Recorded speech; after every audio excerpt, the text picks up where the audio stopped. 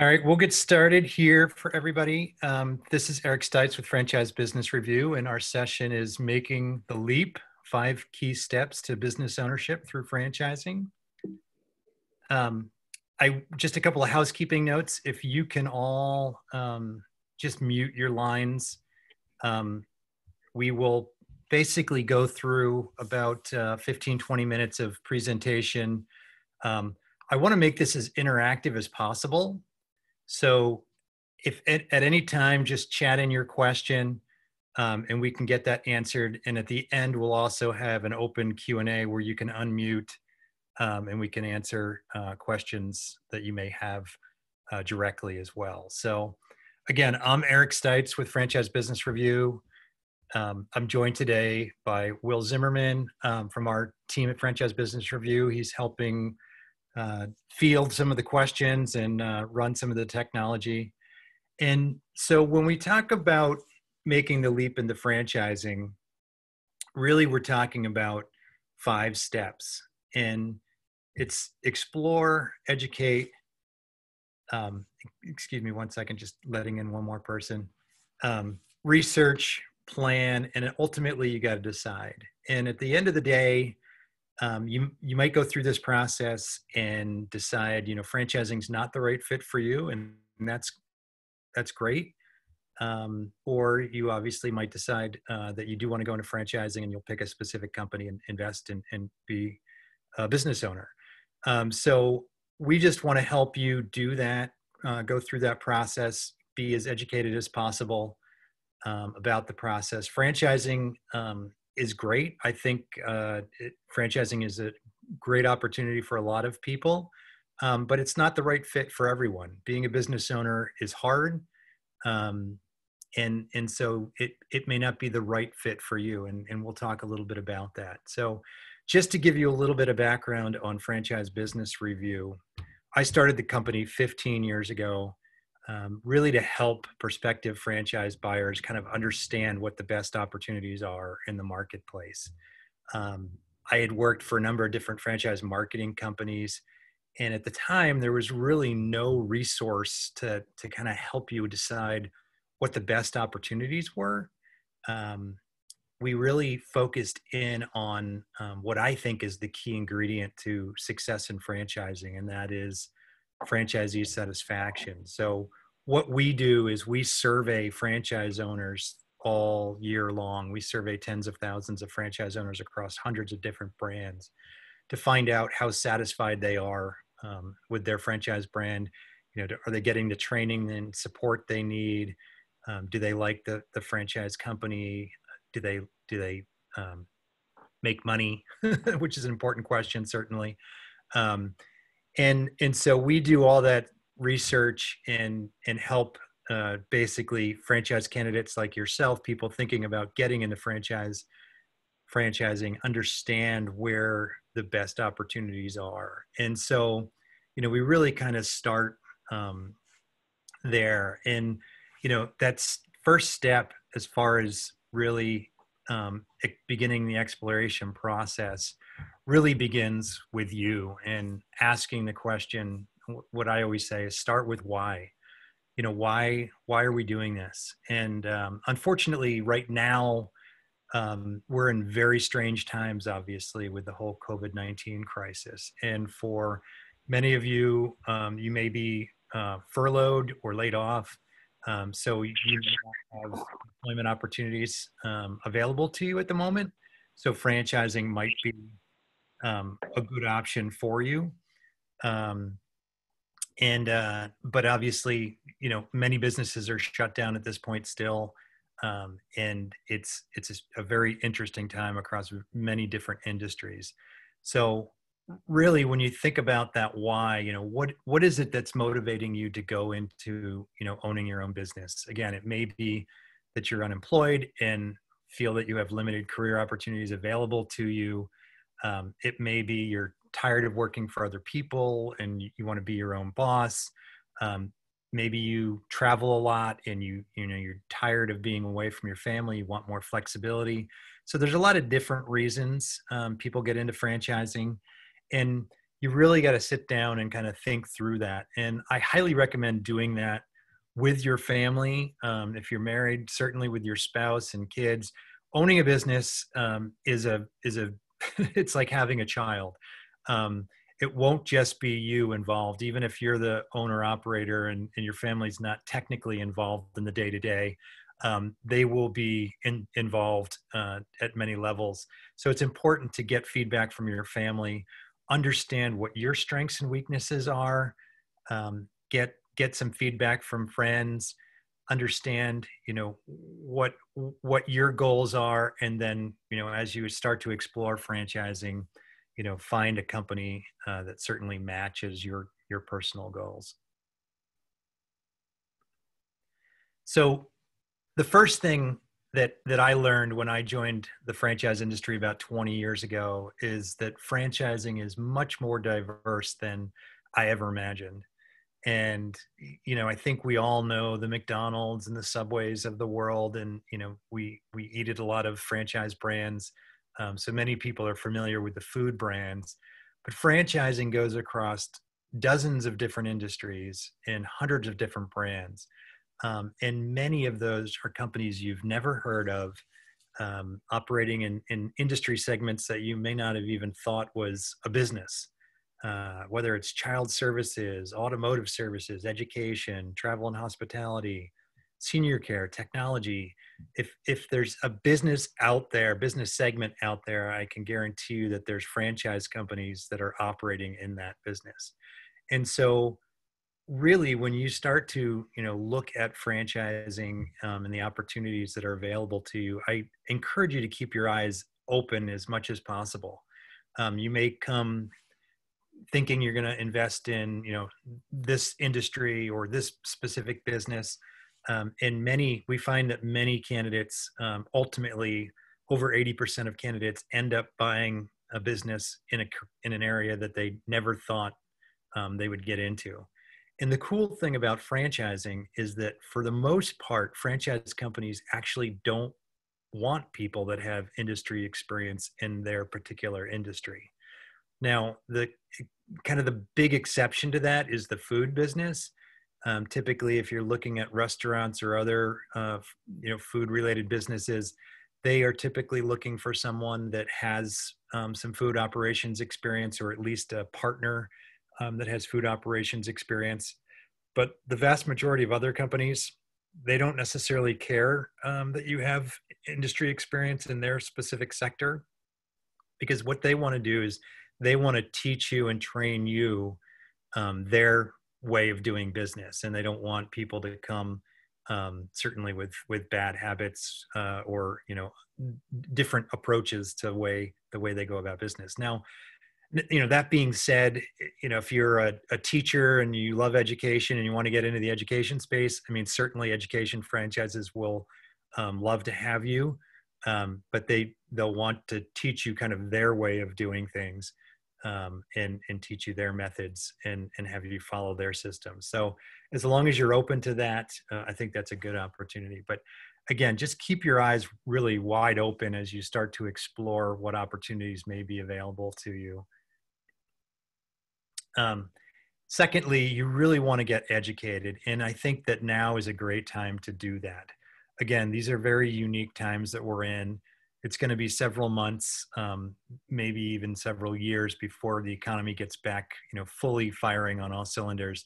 But now is a great time to really get educated, learn about franchising, learn about business ownership, take that time to find out, what's the best fit for you, and make an educated decision. So basically, some great resources here I know many of you are already on our list at franchisebusinessreview.com. If you're not, you can go to our website, franchisebusinessreview.com, and subscribe. You'll get our newsletter. You'll get our quarterly guides that come out with some of the top franchises. You'll have access to lots of different franchisee satisfaction reports of some of the top brands that are out there. And we have a whole bunch of other resources available to you on our website. Some other resources that I highly recommend: The International Franchise Association has a great amount of resources. That's at franchise.org. Franchise Times is another good publication, as well as franchising.com, which is part of the multi-unit and franchise update organization. So franchising.com is a good resource as well. And then the SBA has great resources just for general business information. So that's at SBA, Small Business Association.com, .gov. And they have a bunch of different learning center resources that can kind of walk you through business ownership. And obviously you'll get a lot of resources from the franchise company that you ultimately decide to invest in. But these are great resources to check out, certainly, and start that education process. A couple of books I also highly recommend. Franchising for Dummies, no offense to anyone on the call, but it's a great resource available on Amazon. Gives you the kind of the basics of franchising from both sides of the equation, both the franchise company side as well as what it's like to be a franchisee. Has a great dictionary index in there that kind of explains a lot of the terms that are familiar to franchising. Another great resource is The Educated Franchisee. This was written by a franchise consultant named Rick Bizio, and it's process. He's got a workbook that goes with it. So those are two great resources that I definitely recommend as well. So one of the things that's certainly probably the most critical when it comes to success in any business adventure, whether it's a franchise or your own business, is really getting educated around financials. And now you don't have to be an accountant to certainly run a franchise business, but it definitely helps to have some background on how cash moves through a business, how to read an income statement or a profit and loss statement, what a balance sheet is and how that works, and again, how that money goes from the balance sheet through the income and ultimately generates some profit and hopefully some income for you. And so a great resource for this type of education is local community colleges. There's some online resources as well. Just some basic small business accounting, basic small business finance resources will be very helpful, certainly for your career. In addition to that, we have a course on how much money you can make in franchising that kind of goes into a little bit more detail, and be happy to share that with everybody on the call. I should have mentioned too at the start of the call is that the PowerPoint presentation and the recording, all the resources that we talk about, we will send out to you. And certainly if you have additional questions, we can ask and get those answered for you. If we don't have the answer, we can get the answer for you. But certainly you don't worry about taking too detailed notes, because we can give you all these resources as well. So when you talk about getting to the research phase, really it's all about, really kind of digging in and understanding the companies that you're interested in. And so basically, generally people will kind of look broadly when they're exploring at a number of different industries and a number of different companies. And then as they bring and kind of narrow down their search, they'll typically research, in-depthly 2 to 3 brands. And so it's really important, the research process to really make a good decision in franchising takes a little bit of time. And so you're not going to necessarily do that with, dozens of different companies. I mean, you may do some initial research with dozens of different companies, but when we're talking about in-depth research, certainly you're only going to do that with a few brands and then ultimately make a decision one way or another. And, as far as help with that research, 2 big resources that I highly recommend is if you don't already have a personal accountant, I would start, researching accountants in your area and develop that relationship, because having an accountant help you kind of go through, your process, or look at your pro formas and financial projections for the business that you may be considering, and what the investment levels are, and all of that can certainly be very helpful. The second piece is having a good franchise attorney. And again, I can send out some resources on some good franchise attorneys, but it's important not to use, someone that's not familiar with the franchise sector. A lot of people will try and save a little bit of money, and they'll use, a friend or a family member that happens to be an attorney. And if they're not familiar with franchising, they're not going to really be all that helpful. The reality of franchising is that when you make a decision and decide to go with a company, you sign a franchise agreement. And typically that franchise agreement is 5 to 10 years long. In some cases it could be longer, but in most cases it's at least 5 years. And there's a lot of detail in that agreement, as well as in the franchise disclosure document, or FDD, that the company will provide you.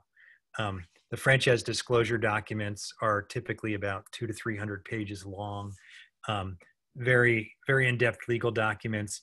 The nice part about a franchise disclosure document is there's 23 standardized items in there that are essentially the same items for every franchise that you look at. So it does make it easy, as you're doing your research, to compare franchises side by side, to look at different items in their franchise disclosure document. But without an attorney, there's a lot of detail in there that certainly can be overwhelming. We also have a webinar on specifically dedicated to franchise disclosure documents. So if anybody wants that, we can include that in our follow-up after the call as well. And that just walks through all the different items of a franchise disclosure document and what to look for, kind of the red flags and that sort of thing.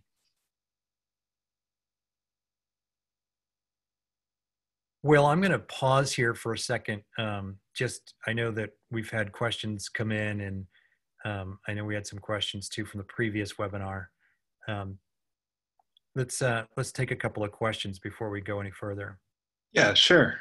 So we had a couple of questions come in from Hank.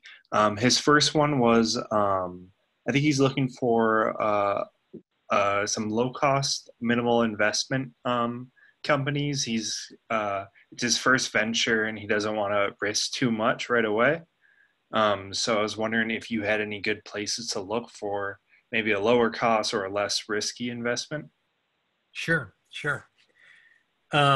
Well, without sounding too self-serving, we actually do a report on low-cost franchises, and we can send you out a link to our website where those are featured. Basically, we look at all the different franchise companies that are out there. Now, we define low cost as investments that are under $100,000. Obviously, $100,000 is still a lot of money for a lot of people, but there are franchise opportunities starting as low as under $5,000. There's a few travel companies that are very inexpensive. Other service brands that are under at least 25. The thing to keep in mind too with buying a franchise or investing in a franchise is that it's very similar to buying a house. So you've got this you've got the overall cost of the business, which if you think about buying a house, maybe it's a $400,000 house. You don't obviously need $400,000 to buy that house. You finance a lot of it, and you put 10 or 20% down. That's true for the most part in franchising too. So in many cases, the franchise company will require generally 25 to 30% down. A lot of that oftentimes is the franchise fee that has to be paid up front. But a lot of the other pieces, the equipment, if there's a building and you have to do improvements and rent and all that stuff, or location, real estate, a lot of that stuff can be financed. I mean, certainly you're going to need some operating capital, but you don't need the whole amount to get in. So just as an example, a business may have an overall cost of $150,000, say, but you might be able to get into it for, as little as 30 or 40,000. And again, I know, 30 or 40,000 is a lot of money, but it's still a lot less than the overall investment. And so, again, depending on your situation, you may have some money in the bank. You may have some money in retirement savings that you could access either as a loan, or there are some interesting ways that you can actually liquidate money in your 401k or IRA accounts and put it into a business without actually incurring any fees. I shouldn't say any fees, but any penalties for that. There's a number of companies that can do that as well. So lots of different options, and we'll send out a link to our low cost franchise guide. Cool. So, I mean, a franchise is basically, they require two big investments from you. One, money. That was Hank's first question. And Hank's second question is about time. He's heard about Chick-fil-A and Steak and Shake franchises that are seeking new franchisees. Although I think he kind of caught on to the whole vibe of the food franchising industry, in that it requires, especially first-time owners, to spend a lot of time there at the facility. Could you talk to kind of finding a franchise that fits the work-life balance that you want? What industries require more of your time? What industries require less? And how do you kind of get a sense for that as you're going through the research phase? Yeah, that's a great question. I felt like there was about 5 questions in there, but so yeah, as far as the work-life balance lifestyle, when you talk to franchise companies, their franchise development people, they'll give you a good sense of what the typical lifestyle requirements are, or time commitments are. Again, generally speaking, in the first few years, it's very time intensive. Most businesses do require, full-time commitment, and and that can be, in many cases, more than 40 hours a week. It could be, 50, 60 hours a week. Like any business, franchising is not a silver bullet. It's a little bit more, it's a little bit, I should say, less risk adverse, because, it's a proven model, but it's still a lot of hard work. So generally speaking, those first few years are going to take a lot of time to get the business up and running. And then as you get more established, you can kind of ease back.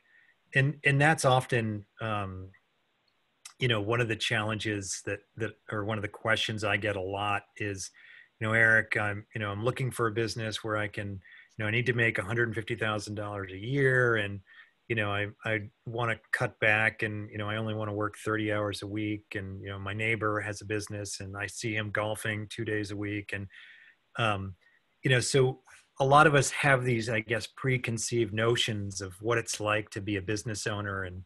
And what we, often don't see is that, we all know successful business owners, but we don't necessarily see the 10, 15 years of hard work that they put into that business to get to the point where they are today. So very rarely is there an opportunity where you can have a new startup business and, and work part-time, or, even work, 30 or 40 hours a week, and not, have, I guess, need more time than that. There are exceptions, certainly. I mean, I mentioned some of the travel industry companies before. They do, a lot of people in that business are part-time owners, so they may work 20, 30 hours a week. There's a lot of businesses where you can set your own schedule. So, if you've got a baseball game, your kid has a baseball game that you want to go to on a Friday afternoon, you can obviously set your schedule so that you can make it to, the game, and just, arrange business around that schedule. So that, there's, I guess, a difference between flexibility and, time commitment. But owning a franchise is certainly a lot of hard work for many people. I will, just to jump back. Chick-fil-A is a great story. So they are fairly unique in the franchise world. The corporate entity owns the real estate, and you just operate the business as the franchisee. So that, they build the location, they do all the research of where the location will be successful, and then they put you in as a franchise operator. It's still a very, time demanding business, but it's a very different business than the typical restaurant franchise where you own the real estate and you have to do all the development and everything like that. I will, I guess, warn you is that, Chick-fil-A is very popular and has a long waiting list of people that want to become franchisees. So you can certainly apply. But last I heard, it was, they were accepting like 1 in 10,000 people to be franchise owners. But, it is a very unique model.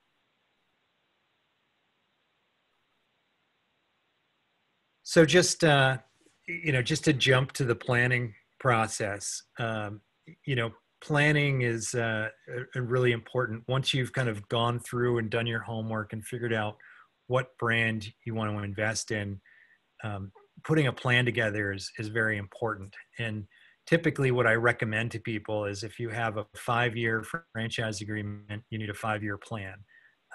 And at the end of that 5 years, you may renew the agreement for another 5 years in many cases, or you may decide to sell the business, or pass the business on to a friend or family member. There's a lot of, obviously a lot of different ways people can pass on businesses or get out of the business completely. But your plan should match the length of the franchise agreement. And, the caveat being, there's a lot will change in that 5-year time period or 10-year time period. But you need to at least kind of do that exercise to understand, what the potential opportunity of this business may be. And what I always tell people is, franchise companies like to talk about their best case scenarios. Everybody likes to talk about their most successful franchise owners, understandably so. I get it. But you need to do your planning based on most likely, what's the average experience of a franchisee within a given system. And you'll really kind of get a sense of that by talking to a lot of franchisees, obviously talking to the franchisor, working with your accountant and your attorney, and just figuring out what is realistically a most likely scenario with this business. And then in addition to that, you really got to look at worst case scenario. The worst thing that you can do is run out of money. Cash is king, as they always say. And a lot of good businesses, franchise businesses included, fail every day just because the business owner runs out of money. And, kind of the irony of the banking world is that, bankers love to give money to people that, if you've got lots of collateral and you've got a good credit score, you'll have an easy time getting a business loan. But when you buy a new business and you've, gotten the business loan and, you're 6 months or a year in and you're not quite to profitability and you're running low on cash and you need to go get additional money, that's when banks get really tight and squeamish about granting additional capital. So, your plan can't just be, I'm going to go to the bank and get additional money if I need it. You need a plan A, you need a plan B, you need a plan C, and figure out, where can I go to get capital if I need it to make the business, last a little bit longer. Because again, many businesses they take a little bit longer to get up and running than originally projected, and you don't want to run out of money, 3 months, 6 months down the road. In addition to that, when you do your planning, franchise companies are very good at explaining the initial investment of, that total initial investment that I mentioned at the beginning, about what the cost is to get into this business. They also talk usually pretty well, pretty clearly about what their average sales are. Those are typically gross profit numbers or gross sales numbers. Um, don't have anything to do necessarily with profit. But where they're a little bit fuzzy is this red curve. And again, if anybody's ever owned a business or known anybody that's owned a business, most businesses, when you open them for a period of time, they're losing money. You've got a lot of expenses. You've probably got employees. You've got other overhead. So, it's not like customers just flock in your door day one. There are a few exceptions, obviously, with certain businesses, but most businesses will lose money for a period of time. And then at some point, you start, that reduces and you start to make a little bit of money back, and then you get to break even at some point down the road, and you're into the black or the blue in this case.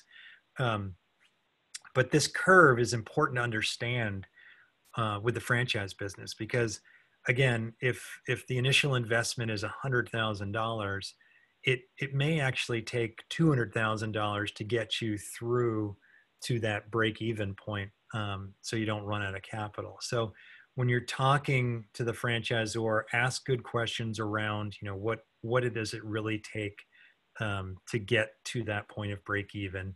Talk to franchisees. In the surveying that we've done, the research that we've done, again, many business owners tell us that it took a lot longer to get the business up and running. Things didn't go quite as planned. And again, you don't want to be 3 months, 6 months, a year into your on the cusp of making a profit and run out of capital. So really do conservative planning, and talk to lots of people in that business. I'm going to say over and over and over again, talk to franchisees as much as you can. Different franchisees and different brands. Find out what their experience was. They'll be, if you do your homework, they'll be happy to share their experience with you and answer the questions that you have, because they were in your shoes not too long ago, and they certainly want to help as well. Another thing that we have, we call it our franchise life plan. And life is an acronym that stands for liabilities, income, financial equity, financial wealth, and income. Equity. And it's basically a spreadsheet that can help you walk through what this investment might look like over a 5-year or a 10-year period of time. You plug in what your initial franchise investment is, if you're taking a loan, what your projections are at the top here. And I know this is small for most people, but we can send this out to you if you want it, and it'll help you kind of walk through what different businesses might look like over a 5-year or a 10-year period of time. And it's important. I mean, you can put your money into any business. So it's important to understand how different businesses potentially perform over the 5-year, 10-year period of time, and what that return on investment looks like. How much income are you going to be able to take out as a business owner for salary? Are you going to be able to repay your debts? Are you going to be able to pay some money into your retirement fund? What's the business asset look like at the end of the franchise agreement? If you decide you want to sell it, what does that value look like for the business? Some businesses certainly gain significant value. Other businesses, it's really based on just the franchisee themselves. The person running the business is really the primary asset of the business. So there's not a lot of value to kind of pass on to another business owner. So it's important to kind of understand that in different opportunities that you look at. In a franchise company, when you talk to them, they can give you a sense of what their common business, what their common resale values are. So you can ask them, what's the typical resale of a franchise in your organization? And again, talk to franchisees in that organization to confirm what their experience was. If you can talk to people that have recently left the system, that sold their business, that would be a great resource. Those are people that are hard to get a hold of, but they can be a valuable resource certainly as well. And an accountant, again, will have a good sense, looking at your numbers and looking at your projections and helping you understand, are they overly optimistic? Are they about right? And again, working through those numbers. Life's going to change as you go through owning a business, and you're not going to hit your plan exactly for sure, but going through this exercise will certainly help you be a lot more prepared. And then ultimately at the end of this process, you have to make a decision. And so, like I said at the onset, if you do your franchise research and decide, hey, this franchise thing, isn't right for me, that's, from my perspective, that's great. I want you to be educated and understand what you're getting into. If you get excited about a company and you're all in, that's great too. What I typically tell people is that, the process of researching and exploring franchises and making a decision, realistically, it's at least a 3 to 6 month process. Many people take up to a year, sometimes longer, to make that decision.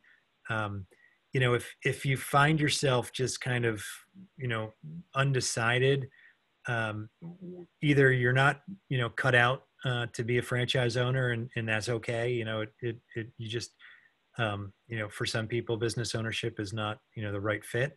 Or maybe you just haven't found, the business that excites you enough yet. And so really, in addition to franchise satisfaction and all the other important elements that we talked about, the most important thing is that you're passionate about whatever business that you're going to invest in. And, this is something that you're going to be working on very hard for at least 5 or 10 years, maybe longer. And, you need to be excited about the company. You need to be excited about the industry and the services that they provide. And, it really needs to, when you're working those 40, 50, 60-hour work weeks or longer, sometimes weekends and evenings, it needs to be something that gets you excited. Certainly there's always the potential of building wealth, which I think gets most people excited. But you also have to be excited about what the business is doing, and really talk to franchise owners in that business, and ask them, what skills it took for them to be successful. Because there's a lot of great businesses out there, but it might not be a great skills fit for you. There's franchises, for instance, that are very heavily reliant on skills and sales and marketing. So if you're not, if that's not something that you feel that you're, a strong suited person to, then that's probably not the best fit for you. Certainly you could buy a business like that and hire a sales and marketing person, but generally whatever that core skill set is that makes people successful in that business model is something you want the business owner to have as well. So, again, take your time, do a lot of research, use Franchise Business Review and all our resources. Ask us as many questions as you want, and we'll help you decide what the right path is for you. So that's basically the presentation part of this. What I'd like to do is just take as many questions as possible. Certainly anybody can email me at any point. My email address is just Eric, ERIC, at franchisebusinessreview.com. You can also give me a phone call. My phone number at the office is up on the screen. And, if you think of something down there, you may not have a question now, but if you think of something a few weeks down the road or a few months down the road, just pop me an email or a phone call and I'll be happy to answer that. And so, Will, do we have some questions right now before we open up some lines maybe?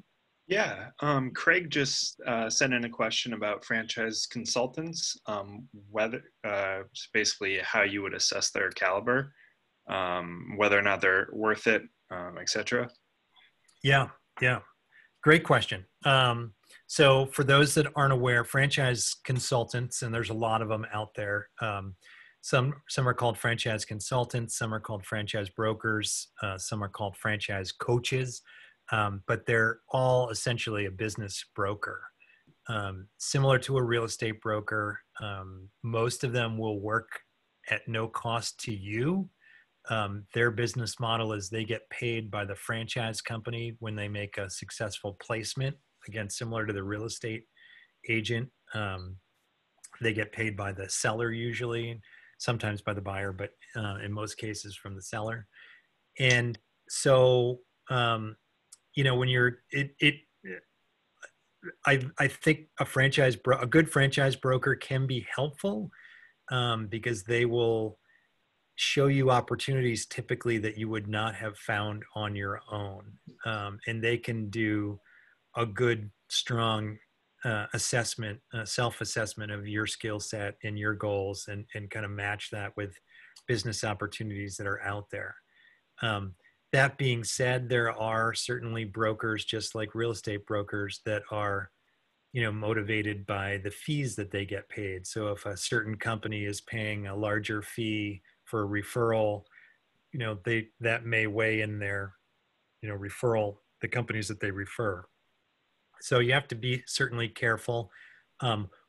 One simple thing to do is if you are talking to a franchise broker, ask them for some references, ask them for, people that they recently placed into a franchise, but then also ask them for some references from people they placed in a franchise, 4 or 5 years ago.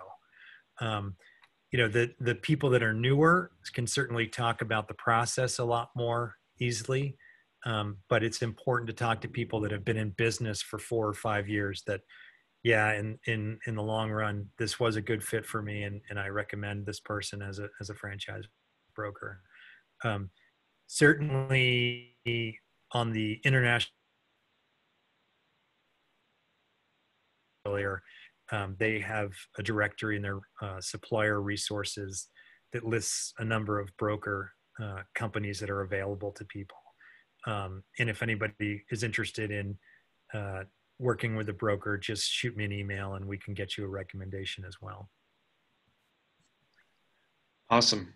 We had another question come in, and I know this was certainly popular in our last webinar, just around whether or not you have any suggestions around any particular type of franchise at this time of impending economic uncertainty, just with everything going on. Any industries in particular that you're looking at? Yeah, great question. So, obviously we are in historic times right now, and many businesses are shut down or operating at less than full capacity. My sense is that within a few months, we're going to be, close to back to normal. I mean, within reason. You're probably not going to see super packed, crowded restaurants anytime soon, or crowded bars, large crowds, stuff like that. But a lot of service businesses, a number of retail businesses are going to continue to perform. It's really, what's important to look at is, we do have the benefit of 2008, 2009, that financial crisis 10 years ago. And you can ask a franchise company how they performed through that crisis. That'll give you a little idea how recession resistant.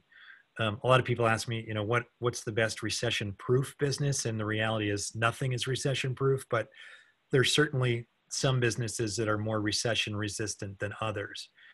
Now, again, right now, and for the next few weeks or few months, we're, probably everything is impacted. But historically, things like, hair care, child services, pet services, people don't cut back on spending for their kids, especially around education. Typically, pet services tend to be pretty popular all the time. Home maintenance is a big one, certainly. People may not be putting a large addition on or buying a big new home, but they have to maintain their existing home. So, plumbing and heating and painting and home handyman services, those are all pretty recession resistant.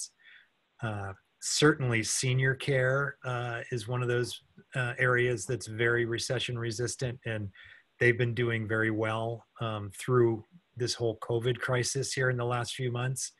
Um, these are basically companies, in the most part, that provide services to seniors in their home, so they don't have to go to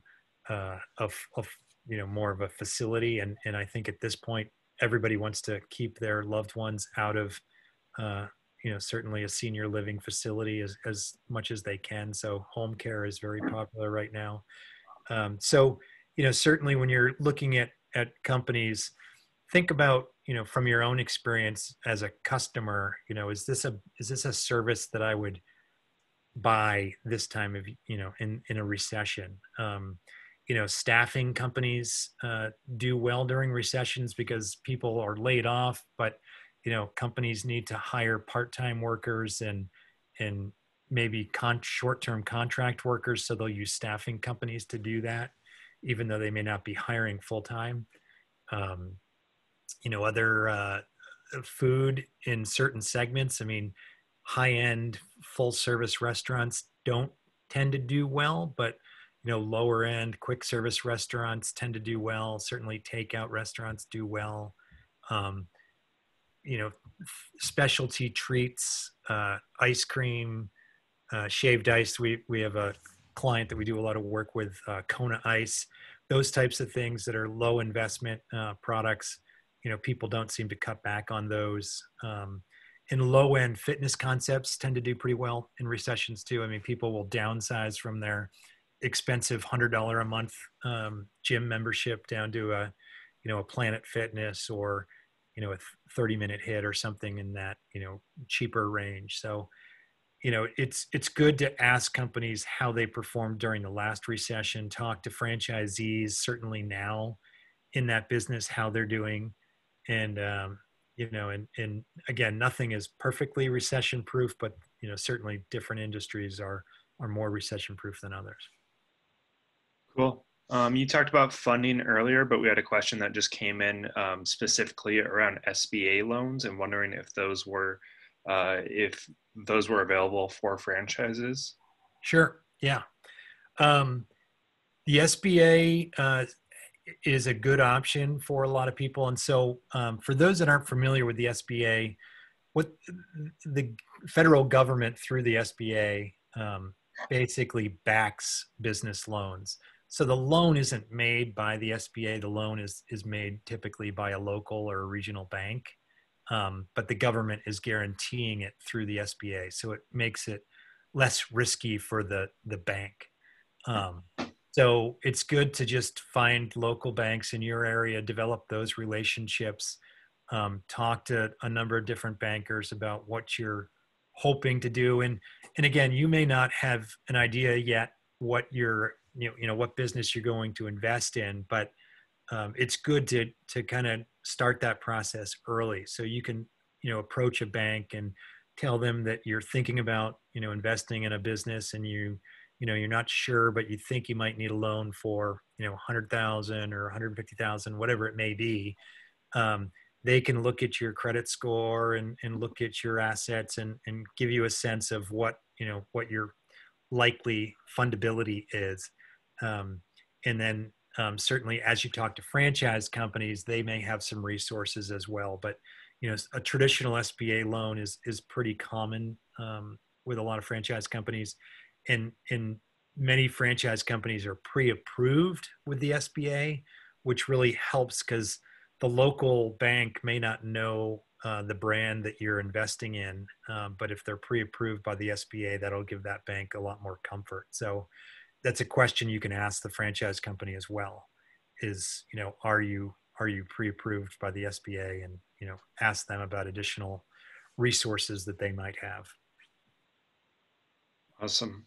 I think Hank, who had some great questions earlier in the webinar, had to step off, but before he did, he gave us some background. He said he has already spent 30 plus years in corporate sales and just looking for something to call his own. I thought this might be a good chance if you'd like to shout out our new second careers list, and more broadly, what those lists mean on our website and how the brands that are there made it on those lists. Yeah, no, great point. So a lot of people do go into franchising kind of as a second career, kind of pre-retirement option. So this is typically, people that have come out of the corporate world. They're, tired of flying around the globe or flying around the United States, and they want something that, may not provide the level of income that they currently make as a salary, but they're not ready to retire and they can't quite afford to retire yet. So there's lots of different options for, certainly franchise companies that want people that have good business experience from the corporate world. We did a study recently for second career companies. And so what we did is we looked at all the franchise companies that we have research on, and we looked specifically at the franchisees in their organization that were 45 years or older, and what their satisfaction levels were. And so we can send out that link as well for anyone that maybe, an older, looking for a kind of semi-retirement option. And yeah, I mean, it's interesting. I mean, I know a lot of franchisees that are, in their mid 50s, mid 60s, even, and some even in their early 70s that are still, working part-time or full-time as a franchise owner. And it's a good, certainly franchising gives you that ability to, maybe build a business over 5 years where you're working in it, full time, but then at the end of that 5 years, you can still own it, but you maybe bring in a manager to help kind of run the day to day. So you can kind of slow down, work less. In some cases, put in just 10, 15 hours a week as the owner, and have an operator that's running the business. Or, like I said earlier, you may decide that, you want to sell the business for profit and get out. So lots of different options, and we can certainly send that out to people as well. Awesome. And we had one question come in just asking if we assisted with exploring kind of setting up their own startup business, which I think we're pretty focused on franchising, but wondered if you had any kind of just general thoughts on, I guess, the difference between starting up your own business or starting a franchise, especially kind of in the midst of all the stuff we're going through right now. Yeah. Yeah. No, that's a great point. So I'm a business founder. I started Franchise Business Review, so I definitely had that entrepreneurial itch.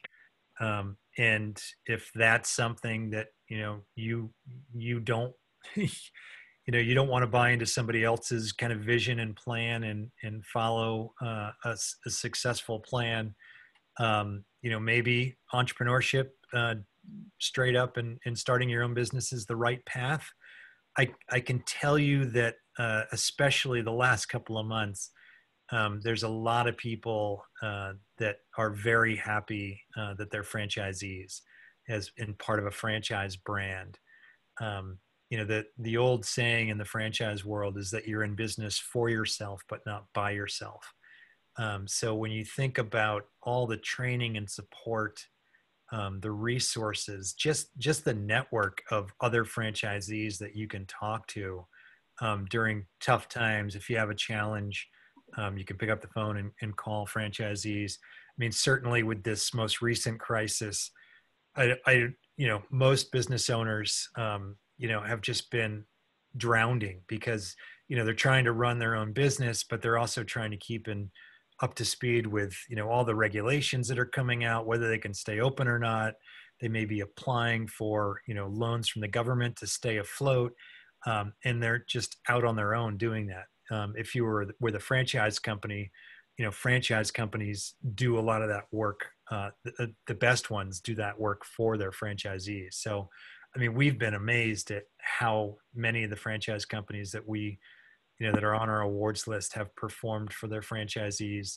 They've reduced or eliminated franchise fees during this time and advertising fees, and really had, all the resources available that they could for their franchise owners to help them succeed. So, again, owning a franchise business isn't for everyone. You may have, a great idea that you want to go out and start your own business yourself. Um, but, for a lot of folks, reinventing the wheel is a lot riskier, certainly, than, investing in a franchise business that has a proven track record. Now, again, that being said, you have to do your research and understand, is there really a proven track record there? So, you may be familiar with a company and have heard of it before, but it may not be all that successful for the franchisee. So it's important to talk to the franchise company, but then also talk to as many franchisees as you can to get their sense of, what success really looks like. Awesome. So I think we hit the hour mark, so we'll probably want to wind down soon, but just kind of last question. Craig was wondering if they can get information from us on the ratings of each individual franchise simply by searching on our website. So, which I know you can, so I don't know if you just wanted to give a quick explanation on what FSI is, where to find it, what that means, all that. Yeah. So if you go to franchisebusinessreview.com, up in the top navigation, you can go to top franchises, and we have a bunch of different awards that we do throughout the year. We have a top 200. As I said, we have second career, we have low cost. We're coming out with a recession resistant report here shortly. Franchises for women, you name it. So there's a lot of resources there. And then many of the companies will also have their reviews posted as well, which is under the review section. And you can see what their overall scores are. What I can tell you is that basically any franchise company that is listed on our site, regardless of their score, and now the scores are done on a 100-point scale. The best of the best companies are typically in the, mid 80s or so, and it goes all the way down.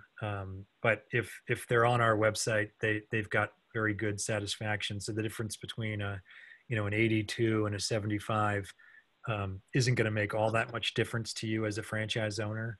But all that information is there. And if there's a company specifically that you're interested in that you don't see there, you can shoot me an email. And we don't disclose all the companies that we've researched if they're, at the bottom of the list, but we can give you some guidance as to where you can find additional information about a specific brand, or industry category that you may be interested in. So with that, I want to thank everybody for your time today and wish you the best of success as we move forward, and hopefully you become a business owner here in the near future, and don't hesitate to reach out. We've got lots more resources on our website, and we'll be doing a lot more of these webinars. I should say, if you are interested, we have a franchising kind of 101 course that we're going to start here in a few weeks that really kind of walks through, all the important elements of franchise success. It will be a paid course. It's somewhere around $50 or $100. We haven't actually decided that yet, but it will be well worth your time. So if you're interested in that too, just shoot me an email and just let us know, and we can certainly get you registered for that. So everybody have a great Friday, and wish you the best of success. I had a quick question. I didn't know we had to send them in by chat. I'm actually had to step away for a few minutes. This is Jason. I'm on the call.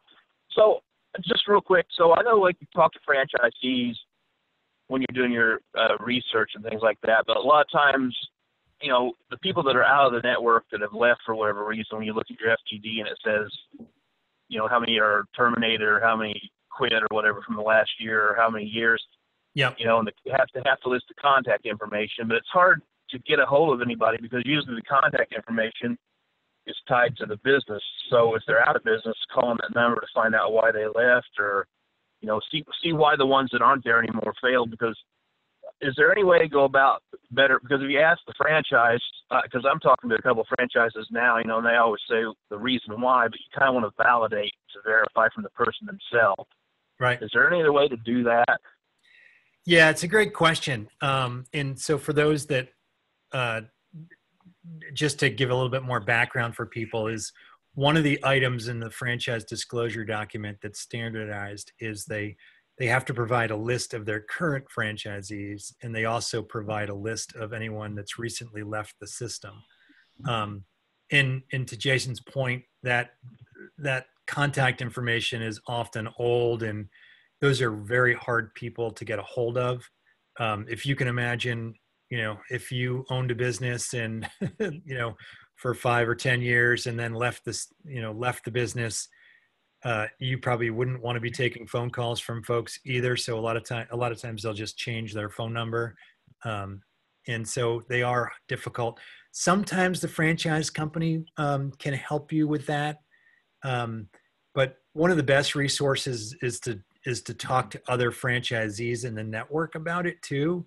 And just say, hey, I saw that, Jim Smith left the system last year. Do you have any details around that? They may be able to provide information as well. People leave franchising all the time. Life changes. You might have a death in the family. You might have other reasons. It doesn't necessarily mean or indicate that a red flag that there's something wrong with the business. Generally speaking, I like to see a turnover rate less than 10%. And that takes into account people that are just retiring, that have reached the end of their agreement, and just are done with the business. If it's much more than that, typically that is a red flag for me. Okay. There's great companies out there that have, as little as, 5% or lower turnover. But there's a lot of companies that have much higher turnover too. So it is important to look at, and you find that in the back of the franchise disclosure document. Item 20 will give you that list, as well as the list. And yeah, they are tough people to get a hold of. But try your best, and then just talk to other franchisees in the network. But thanks for that question. Okay. All right. Well, I appreciate your answering that. I do have a couple more questions, but I think I could probably just get a hold of you and talk maybe more in person at a later time. Maybe you could help me along with that too, then. Yeah. No, I mean, if you want to, why don't you just put together an email with a couple of your questions in it, and we can set up a time to chat. Sure. That sounds great. Thank you for your time today. Absolutely. Thank you.